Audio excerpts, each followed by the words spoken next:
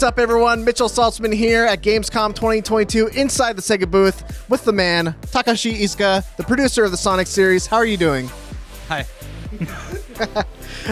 So, one of the things that we got to play here at Gamescom was the second island of Sonic Frontiers. I believe it's called Ares. Can you walk us through what's happening on this island and how it's set apart from Kronos Island? So yeah, on the first island, Kronos, Sonic fights with a lot of enemies he's never seen before, and he runs into this mysterious girl, Sage. So after fighting all these enemies and kind of revealing some of the mysteries of the island, and I can't say exactly everything about what happens, but he kind of resolves the issues on that first island and goes to the second island, Ares. The second island is a desert island. It has lots of canyons and lots of other desert-like features. And it's there that Sonic finds Knuckles has been imprisoned. Now, Knuckles was not part of their group when they were traveling out to the Starfall Islands. So Sonic really is wondering why even Knuckles is here in the first place. And what Sonic needs to do on the second island is really figure out what he needs to do to help Knuckles and to free Knuckles, and figure out some of the more mysteries on the second island. Speaking of Knuckles, is there anything you can tell us about what he's doing on the island? Is there anything any hints you can give us about, people want to know more about Knuckles, always, all the time. What can you tell us about Knuckles in Sonic Frontiers? So for Sonic Frontiers, one of the very important parts of the storytelling is that we present it in a way where you get to figure out what's going on the island. So if I kind of tell you what Knuckles is doing here, we're going to kind of lose some of the fun of you figuring it out. So I don't want to say too much, but I can say in the Sonic Central, we did make an announcement that there's going to be a prologue animation that talks about what Knuckles did to kind of get to the island. So do look forward to that. It should be a fun piece.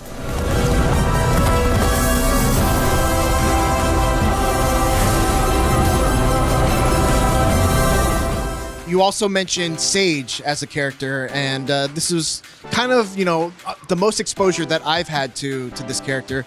What can you tell us about her role in Sonic Frontiers' story? Is she an antagonist? Is she something else? What's her deal?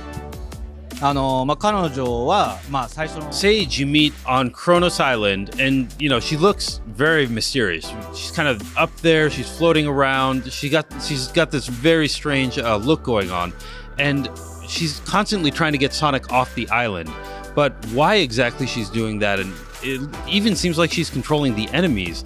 How is she doing that? These are all kind of the mysteries that Sonic can't figure out, and Sonic really needs to go around and figure out what she's even there doing. Why is she there? Why is she being so mean and kind of trying to get Sonic off the island?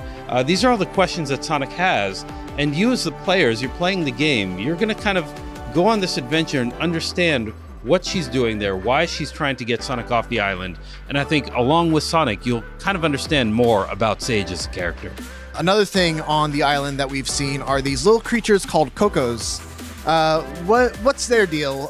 Do they have a role in the story, and would there happen to be some sort of garden that you can, hatch them from, maybe like a Coco garden? Coco do look a lot like Chao. I hear a lot of people saying that, but I want to make clear that they are not Chao. They're a new creature that exists all along the islands, and they have this mysterious look. They're made out of rock. In the game, they're actually kind of items you can pick up. So they are these collectible creatures that you can, collect on your adventures. But they're also very important to the story. They add a lot of depth to the story. And as you kind of learn more about what's going on the islands, and you learn more about the Coco, I think you're going to really enjoy kind of what they bring to the islands from a story perspective.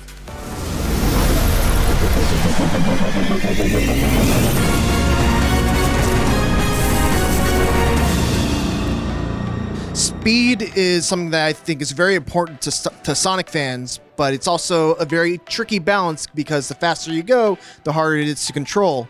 How do you approach that balance in Sonic Frontiers? In Sonic Frontiers, the players have the ability to kind of customize Sonic and speed him up or grant him new powers depending on how they play. So just like the Coco, if you do collect them, you can return the Coco and actually speed up or power up Sonic in lots of different ways. The same way with the enemies. As you're defeating enemies, they're going to drop items that you can use later to power up Sonic. As you're playing the game, you can kind of choose to power up Sonic how you like, but also as you're playing the game, you're also increasing your own skills and you're increasing Sonic's speed at the same time. So kind of as you get better at the game, Sonic also goes faster, which allows this nice balance of you progressing your own skills while Sonic is speeding up. So you kind of get to do all these new dynamic and speedy techniques because you're better and Sonic is faster. That's where the balance comes from.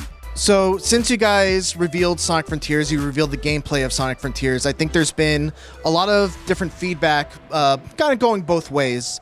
How do you react to that feedback, and especially this late into development, do you take it into consideration? Is it something that you just kind of have to push through with the rest of the team and just make the game that you want to make? How do you react to fan feedback while you're in development? はい、そうです。いろいろファンの So yeah, we did have some information coming out, kind of slowly in the beginning, which maybe got a lot of people trying to figure out on their own what was going on, or maybe they were assuming things that weren't necessarily correct. So that may have led a couple people astray, is just the amount of information that they were getting wasn't enough for them to fully understand the situation. But we do hear a lot of comments and a lot of feedback as we're developing the game. But we also do a lot of play testing with consumers, getting gamers into the room and having them play the game and get their comments, not only on what's bad, which maybe needs to be fixed or polished or improved, but also on what's good, of things that we can really expand upon and bring more to the game because people really enjoy it. So I know people are maybe a little bit concerned that there wasn't enough time, or concerned about the quality of the game.